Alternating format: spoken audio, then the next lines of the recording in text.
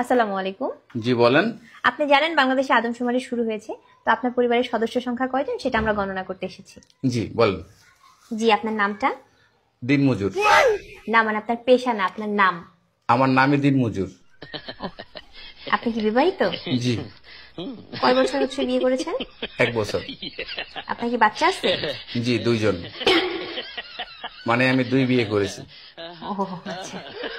আপনার স্ত্রীর নাম? ছোট জন না বড় জন? বড়জন। কিয়ামত। কিয়ামত। আর ছোটজন? তুফান।